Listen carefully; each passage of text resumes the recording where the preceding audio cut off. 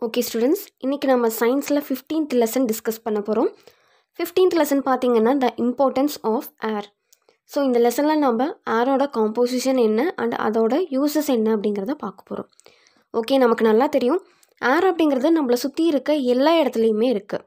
Even சாயிலில் இருக்குது, வாட்டரில் இருக்குது, அது மட்டும் இல்லாமல் எம்டி ஸ்பேஸில் கூட ஏருங்கிறது ஆக்குபை ஆகித்தான் இருக்குது. ஓகே, க்ளீன் ஏர் அப்படின்னு சொன்னாவே அந்த ஏருக்கு கலர், டேஸ்ட், ஸ்மெல் இந்த மாதிரி எதுவுமே இல்லை. பட் நம்மளால் ஏரை பார்க்க முடியல அப்படின்னாலுமே ஏர் இருக்குது அப்படிங்கிறத நம்மளால் ஃபீல் பண்ண முடியும். இப்போ விண்டு ப்ளோ ஆகுது அப்படிங்கும்போது விண்டு ப்ளோ ஆகும்போது அந்த இடத்துல வந்துட்டு ஏர் இருக்குது அப்படிங்கிறத நம்மளால ஃபீல் பண்ண முடியும். ஓகே ஸ்டூடெண்ட்ஸ், இப்போ நம்மளோட எர்த் இருக்குது. எர்த்தை சுற்றியும் ஒரு லேயர் ஆஃப் ஏர் இருக்குது. இந்த லேயர் ஆஃப் ஏரை தான் நம்ம அட்மாஸ்ஃபியர் அப்படின்னு சொல்கிறோம். இந்த அட்மாஸ்ஃபியர் அப்படிங்கிறது நம்மளோட எர்த்தில் இருந்து நியர்லி 600 கிலோமீட்டர்ஸ் வரைக்கும் எக்ஸ்டெண்ட் ஆகிருக்கும். ஸோ நாம் நம்மளோட கிரவுண்ட் லெவலில் இருந்து மேலே மூவ் ஆகும்போது, அதாவது நம்மளோட ஆல்டிடியூட் இன்க்ரீஸ் ஆகும்போது ஏரோட டென்சிட்டி கம்மியாகிட்டே வரும். அதனால தான் மவுண்டைன் கிளைம்பர்ஸ் எல்லாருமே அவங்க கூட எப்போவுமே ஆக்சிஜன் சிலிண்டர்ஸை கேரி பண்ணிக்கிட்டே போகிறாங்க. ஓகே, நெக்ஸ்ட் ஏரோட காம்போசிஷன் என்ன அப்படிங்கிறத பார்ப்போம். அதாவது ஏரில் என்னென்ன மிக்சர்ஸ் எல்லாம் இருக்குது அப்படிங்கிறத பார்ப்போம். இப்போ ஏர் அப்படின்னு எடுத்துக்கிட்டோம் அப்படின்னா அதில் 78% நைட்ரஜன், 21% ஆக்சிஜன் அண்ட் ரிமைனிங் 1% இருக்குது இல்லைங்களா, அந்த 1%ல் தான் carbon dioxide, neon, argon, dust particles, water வேப்பர்னு இது எல்லாமே 1%க்கு தான் இருக்கும். மீதம் இருக்க 21% ஆக்சிஜன் அண்ட் 78% நைட்ரஜன். ஓகே, இப்போ எர்த் இருக்குது. எர்த்துக்கு மேலே இருக்கக்கூடிய அந்த ஏர் லேயரை நம்ம அட்மாஸ்ஃபியர்னு சொல்கிறோம். இந்த அட்மாஸ்ஃபியருக்கு மேலேயே இன்னொரு ரீஜன் இருக்குது. அந்த ரீஜனை நம்ம ஓசோன் லேயர் அப்படின்னு சொல்கிறோம். இந்த ஓசோன் கேஸ் அப்படிங்கிறது ஒன்றும் இல்லை, ஆக்சிஜனோட இன்னொரு ஃபார்மை தான் நம்ம ஓசோன் அப்படின்னு சொல்கிறோம். இந்த ஓசோனோட ஃபங்க்ஷன் என்ன அப்படின்னு பார்த்தீங்கன்னா, இப்போ சன்லேருந்து நமக்கு நிறைய ரேடியேஷன்ஸ் வரும். சன்லேருந்து வரக்கூடிய ரேடியேஷன்ஸ் என்னென்ன, infrared race, ultra violet radiations and heat, இது எல்லாமே சன்லேருந்து நமக்கு கிடைக்கக்கூடிய ரேடியேஷன்ஸ் தான். ஸோ இதில் அல்ட்ரா வயலட் ரேடியேஷனுங்கிறது நமக்கு ரொம்ப ரொம்ப ஹார்ம்ஃபுல்லான ஒரு ரேடியேஷன். ஸோ இந்த அல்ட்ரா வயலட் ரேடியேஷன் சன்னில் இருந்து நம்மளோட அட்மாஸ்ஃபியருக்குள்ளே வராமல் இருக்கிறதுக்காகத்தான் இந்த ஓசோன் லேயர் நம்மளை ப்ரொடெக்ட் பண்ணிகிட்ருக்கு. அதாவது UV radiations, ultra violet radiations எதுவுமே நம்ம எர்த்துக்குள்ளே வராத மாதிரி இந்த ஓசோன் லேயர் நம்மளோட அட்மாஸ்ஃபியரை ப்ரொடெக்ட் பண்ணியிருக்கு. ஓகே, தென் நம்மளை சுற்றி இருக்க ஏர் வந்துட்டு க்ளீனாகவே இருக்கா? இல்லை, நம்மளை சுற்றி இருக்க ஏரில் வந்து நிறைய ஹார்ம்ஃபுல் கேஸஸ் இருக்குது. எக்ஸாம்பிள் பார்த்திங்க அப்படின்னா நம்மளோட வெஹிக்கிள்ஸ்லேருந்து வரக்கூடிய ஹார்ம்ஃபுல் கேஸஸ் அண்டு இண்டஸ்ட்ரீஸ்லேருந்து வரக்கூடிய ஸ்மோக், இது எல்லாமே நம்ம ஏரில் மிக்ஸ் ஆகிருக்கு. அண்டு மோஸ்ட்லி நம்மளோட மேன்மேட் சப்ஸ்டன்ஸ் தான் வந்துட்டு ஏரோட குவாலிட்டியை ஸ்பாயில் பண்ணிக்கிட்டு இருக்குது. ஸோ எந்த சப்ஸ்டன்ஸ் எல்லாம் ஏரை ஸ்பாயில் பண்ணுதோ அதை நம்ம ஏர் பொல்யூட்டன்ஸ் அப்படின்னு சொல்கிறோம். ஆனால் இப்போது ஏர் வந்துட்டு ஸ்பாயில் ஆகிடுச்சு அப்படின்னா அதை நம்ம பொல்யூஷன்னு சொல்கிறோம். எந்த சப்ஸ்டன்ஸ் எல்லாம் ஏரை ஸ்பாயில் பண்ணுதோ அதை பொல்யூட்டன்ஸ்னு சொல்கிறோம். அதுதான் ஏர் பொல்யூட்டன்ஸ். ஓகே, இந்த ஏர் பொல்யூட்டன்ஸ் எல்லாமே ஏரை மட்டும் பொல்யூட் பண்ணுறது இல்லாமல் எல்லா கைண்ட்ஸ் ஆஃப் லிவிங் ஆர்கானிசம்ஸையும், பிளான்ஸ், அனிமல்ஸ், ஹியூமன்ஸ் எல்லாத்தையுமே அஃபெக்ட் பண்ணிகிட்டே தான் இருக்குது. Next nitrogen. ஸோ இப்போ நம்ம இன்ஹேல் பண்ணுறோம். அண்ட் அது இல்லாமல் ஏரில் பார்த்திங்கன்னா ஏரோட காம்போசிஷன் நம்ம ஃபர்ஸ்ட் டே பார்த்தோம். அதில் பார்த்திங்கன்னா நியர்லி 80% என்ன இருக்குது, நைட்ரஜன் கேஸ் தான் இருக்குது. ஸோ நம்ம ப்ரீத் பண்ணும்போது நைட்ரஜன் கேஸும் சேர்த்து தான் நம்ம எடுத்துக்கிறோம். ஸோ நைட்ரஜனோட இம்பார்ட்டண்ட் காம்பனண்ட் அப்படின்னு பார்த்திங்கன்னா ப்ரோட்டீன். ஸோ ப்ரோட்டீனா என்ன, பாடி பில்டிங் நியூட்ரிஷன். அண்ட் இன்னொரு விஷயம் என்னென்னு பார்த்திங்கன்னா அதாவது இந்த நைட்ரஜனை பிளான்ஸோ அனிமல்ஸோ டைரெக்டாக ஏர்லேருந்து அப்சர்வ் பண்ணிக்கவே முடியாது. ஸோ எப்படி இந்த பிளான்ஸ் அண்ட் அனிமல்ஸ் நைட்ரஜனை அப்சர்வ் பண்ணிக்குது அப்படின்னு பார்த்தோம்னா, சாயிலில் இருக்கக்கூடிய சில சாயில் பாக்டீரியா என்ன பண்ணும் அப்படின்னா நைட்ரஜன் அண்ட் ஆக்சிஜன் இந்த ரெண்டையும் கம்பைன் பண்ணிவிட்டு நமக்கு நைட்ரேட்டாக மாற்றி கொடுக்கும். இந்த நைட்ரேட் எல்லாமே சாயிலில் டிசால்வ் ஆகிட்டு பிளான்ஸ் வாட்டரை அப்சர்வ் பண்ணும்போது இந்த பிளான்ஸ் எல்லாமே வாட்டரோடு சேர்த்து இந்த நைட்ரேட்டையும் சேர்த்து அப்சர்வ் பண்ணிக்கும். அப்சர்வ் பண்ணிவிட்டு ப்ரோட்டீன்ஸ் ப்ரொடியூஸ் பண்ணுறதுக்காக இந்த நைட்ரேட்டை பிளான்ஸ் யூஸ் பண்ணிக்கும். ஸோ இந்த சாயில் பாக்டீரியா ஏரில் இருக்கக்கூடிய ஆக்சிஜன் அண்ட் நைட்ரஜனை மட்டும் பிரேக் டவுன் பண்ணாது, சில பிளான்ஸ் அண்ட் அனிமல்ஸையும், அதாவது பிளான்ஸ் அண்ட் அனிமல்ஸ் ரிமைன்ஸ் இருக்கும் இல்லையா, அந்த ரிமைன்ஸையும் பிரேக் டவுன் பண்ணி நைட்ரேட்டாக சேஞ்ச் பண்ணும். ஸோ அட்மாஸ்பியரில் இருக்கக்கூடிய நைட்ரஜனை அப்சர்வ் பண்ணிவிட்டு அதை நைட்ரஜன் ரிச் சப்ஸ்டன்ஸாக பிரேக் டவுன் பண்ணி மாற்றுற இந்த ப்ராசஸை, அதாவது அட்மாஸ்பியரில் இருக்கக்கூடிய நைட்ரஜனை அப்சர்வ் பண்ணிவிட்டு அதை நைட்ரஜன் ரிச் சப்ஸ்டன்ஸாக மாற்றி அதை பிளான்ட்ஸ் அப்சர்வ் பண்ணிக்கிறது, இந்த ப்ராசஸை நைட்ரஜன் ஃபிக்சேஷன் அப்படின்னு நம்ம சொல்கிறோம். Okay, next oxygen. ஆக்சிஜன் அப்படிங்கிறது எல்லா லிவிங் ஆர்கானிசம்ஸ்க்குமே ரொம்ப ரொம்ப எசென்ஷியலான ஒரு காம்பனண்ட். ஸோ இந்த ஆக்சிஜன் அப்படிங்கிறது பிளான்ட்ஸ் எப்படி அப்சர்வ் பண்ணிக்கும்னு பார்த்தோம்னா, பிளான்ட்ஸில் இருக்கக்கூடிய லீவ்ஸில் நிறைய டைனி போர்ஸ் இருக்கும். அந்த சின்ன சின்னதாக இருக்க போர்ஸை நம்ம ஸ்டொமேட்டான்னு சொல்லுவோம். ஸோ லீவ்ஸில் இருக்கக்கூடிய இந்த ஸ்டொமேட்டா அட்மாஸ்பியரில் இருக்கக்கூடிய ஆக்சிஜனை அப்சர்வ் பண்ணிக்கும். Then frogs, snakes, lizards, birds, mammals இது எல்லாமே அட்மாஸ்பியர்லேருந்து டைரெக்டாக ஆக்சிஜனை ப்ரீத் பண்ணுறது மூலமாக அப்சர்வ் பண்ணிக்கும். தென் இன்செக்ட்ஸ் பார்த்திங்க அப்படின்னா, இன்செக்ட்ஸோட பாடி சர்ஃபேஸில் நிறைய டைனி ஹோல்ஸ் இருக்கும். இந்த டைனி ஹோல்ஸை நம்ம என்னன்னு சொல்கிறோம் அப்படின்னா ஸ்பைரக்கிள்ஸ் அப்படின்னு சொல்கிறோம். ஸோ இன்செக்ட்ஸோட பாடியில் இருக்க இந்த ஸ்பைரக்கிள்ஸ் தான் அந்த இன்செக்ட்ஸ் ஆக்சிஜனை அப்சர்வ் பண்ணுறதுக்கு ஹெல்ப்ஃபுல்லாக இருக்குது. ஓகே, அது மட்டும் இல்லாமல் இந்த ஆக்சிஜன் அப்படிங்கிறது வாட்டரில் ரொம்ப ஈஸியாக டிசால்வ் ஆகும். சரிங்களா?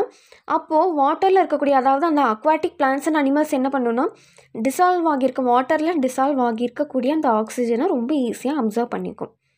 And at the same time dolphin, turtles and sea snakes அப்படின்லாம் பார்த்திங்க அப்படின்னா, அந்த அனிமல்ஸ் எல்லாமே வாட்டர் பாடியில் இருக்கக்கூடிய அந்த வாட்டர் சர்ஃபேஸ்க்கு மேலே வந்துட்டு, அதாவது சர்ஃபேஸ்க்கு வந்துட்டு அட்மாஸ்பியரில் இருக்கக்கூடிய ஏரை ப்ரீத் பண்ணிக்கும். ஏன்னா இந்த மாதிரியான, அதாவது டால்ஃபின்ஸ், வேல்ஸ், டர்ட்டில்ஸ், சீ ஸ்னேக்ஸ் இதுக்கு எல்லாமே லங்ஸ் இருக்கும். அதனால் வாட்டர் பாடியோட சர்ஃபேஸ்க்கு வந்துட்டு அட்மாஸ்பியரில் இருக்கக்கூடிய ஆக்சிஜனை அதை ப்ரீத் பண்ணிக்கும்.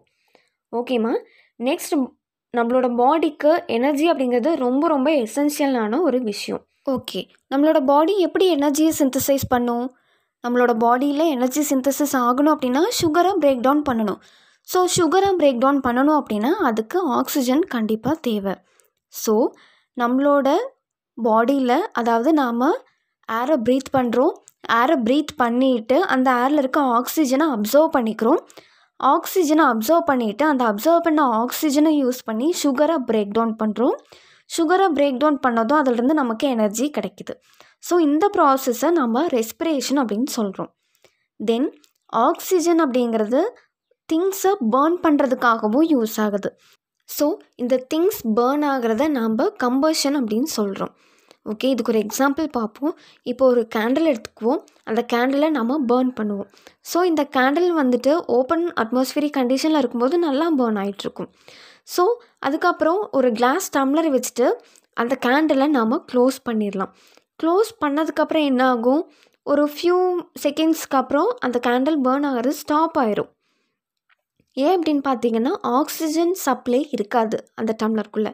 ஸோ அந்த டம்ளர் நம்ம க்ளோஸ் பண்ணதுமே ஒரு ஃபியூ செகண்ட்ஸ் வரைக்கும் அந்த டம்ளருக்குள்ளே இருக்க ஆக்சிஜனை அந்த ஃபயர் வந்துட்டு, அதாவது அந்த கேண்டில் வந்து அப்சர்வ் பண்ணிவிட்டு பர்ன் ஆகும்.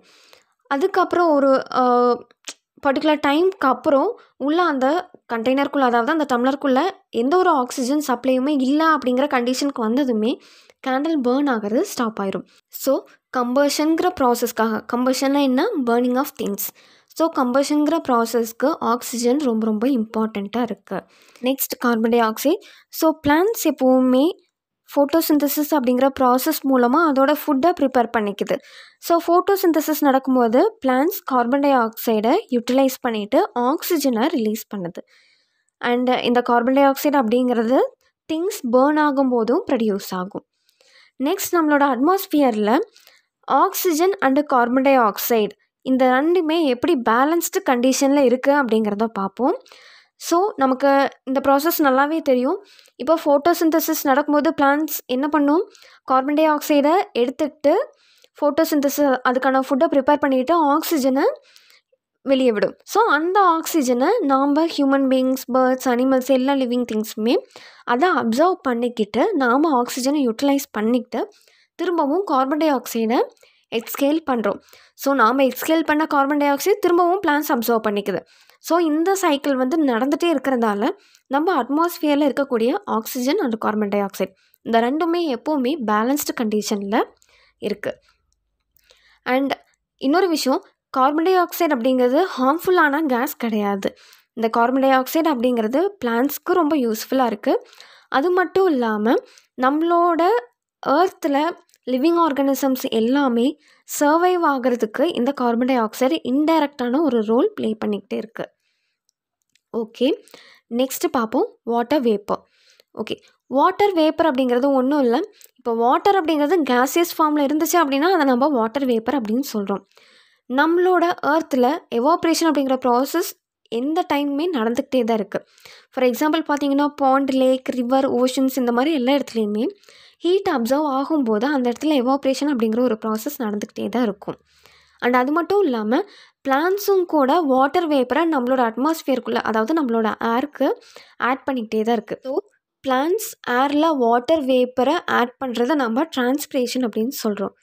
ஓகே, வாட்டர் வேப்பர் அப்படிங்கிறது ஏரில் இருக்கிறத பொறுத்து தான் நம்மளோட வெதர் கண்டிஷன்ஸும் இருக்குது. For example rain, snowfall, dew and fog இது எல்லாமே ஏரில் இந்தளவுக்கு வாட்டர் வேப்பர் இருக்குது அப்படிங்கிறத பொறுத்து தான். இப்போ எக்ஸாம்பிளுக்கு பார்த்தோன்னா வாட்டர் ட்ராப்லெட்ஸ் எல்லாமே சேர்ந்து தான் க்ளவுட்ஸ் ஃபார்ம் ஆகுது. அது மட்டும் இல்லாமல் இப்போ நல்லா கோல்டு நைட்டாக இருக்குது. ஏர்லி மார்னிங் நீங்கள் பார்த்தீங்க அப்படின்னா பிளான்ஸ் லீவ்ஸ் மேலே வந்துட்டு டியூ ட்ராப்ஸ் இருக்கும், பார்த்துருக்கீங்களா?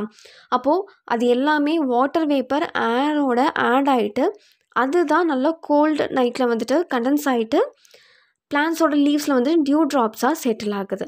அது மட்டும் இல்லாமல் வின்டர் சீசனில் பார்த்தீங்க அப்படின்னா வாட்டர் வேப்பர் எல்லாமே ஏரில் இருக்கக்கூடிய டஸ்ட் பார்ட்டிகல்ஸோட கண்டென்ஸ் ஆகிட்டு ஃபாகை ஃபார்ம் பண்ணும்.